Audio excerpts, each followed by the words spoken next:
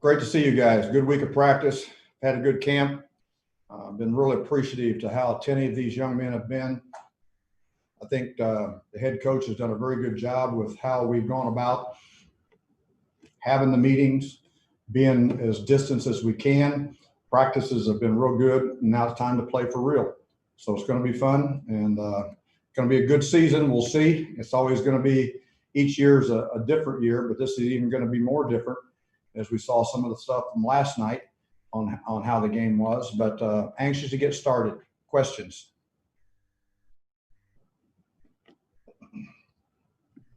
Greg, can you talk about, without preseason games, there's so much there's mystery surrounding preparation, especially when they have a new player like a Stephon Diggs comes in. So how do you go about preparing for what they might do with a player like that?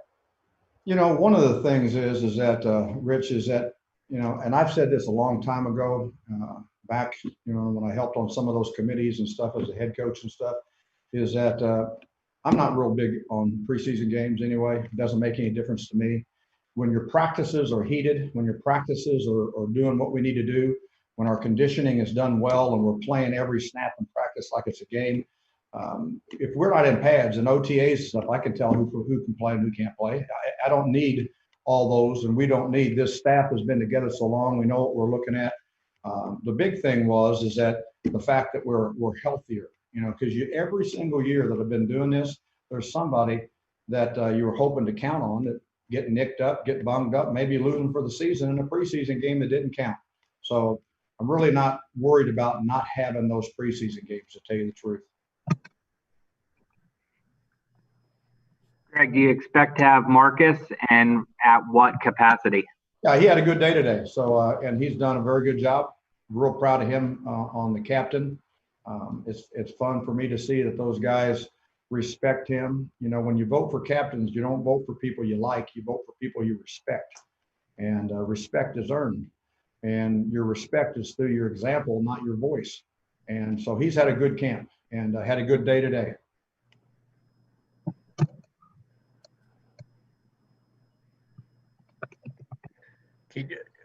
Your inside linebacker situation would appear to be thin because, Avery didn't practice again. And could you assess that area for yourself? Yeah, and the big thing there is just because they're listed on the depth chart or listed on the page there for the training camp and stuff, is that we cross-train everybody. So outside linebackers get that work too. They get inside linebacker work. So our depth is fine there. They really are.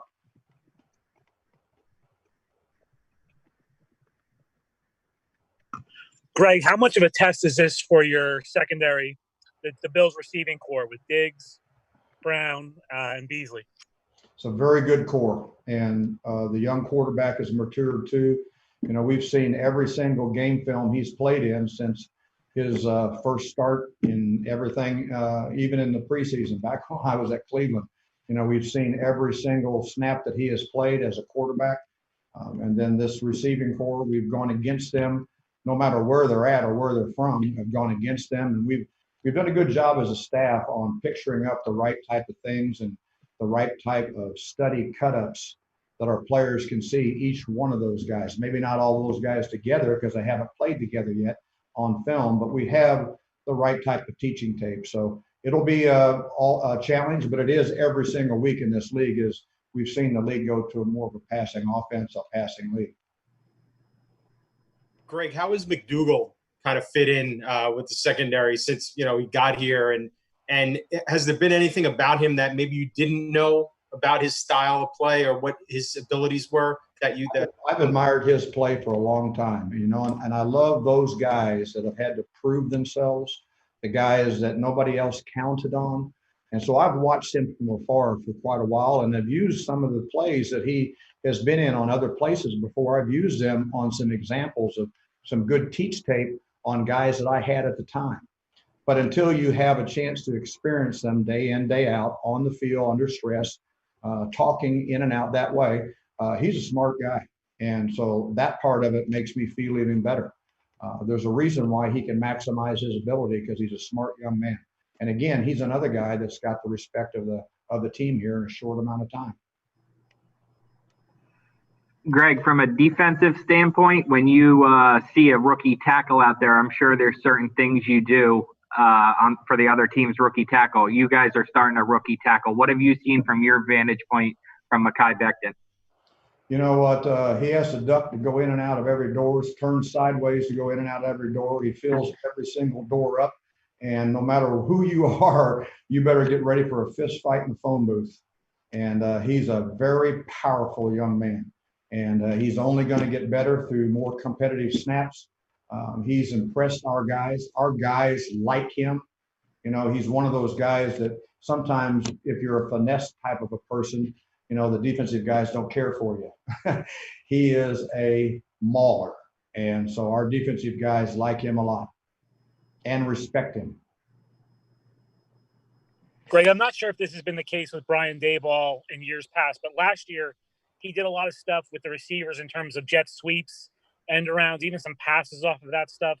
What are the keys for your guys, you know, against those kind of gadget plays that they ran? You know, the biggest thing there is that we have scheme responsibilities all the time on that.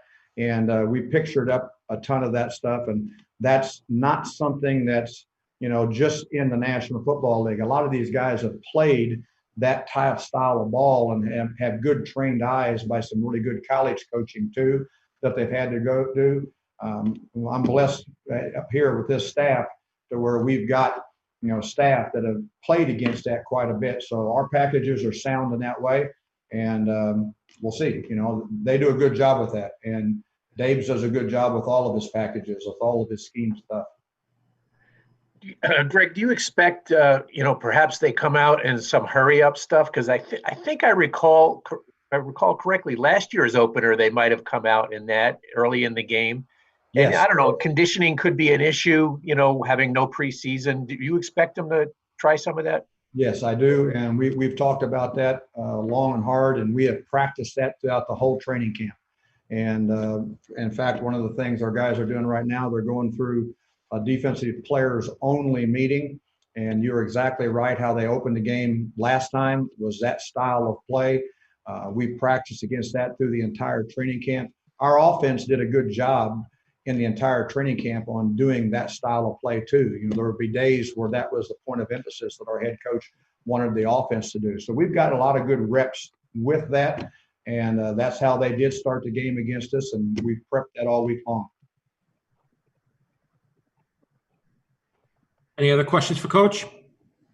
I appreciate you guys, Kay, and you may have to have your raincoat on. You know, they're saying they're talking a little bit about rain, and then all my years up there too, of coaching up there, is that if the wind's blowing, you better have your hat put on pretty hard because it's tough to even keep a hat on up there. But I'm looking forward to it. Hopefully it's a good trip up and back, and appreciate you guys what you do. See you later.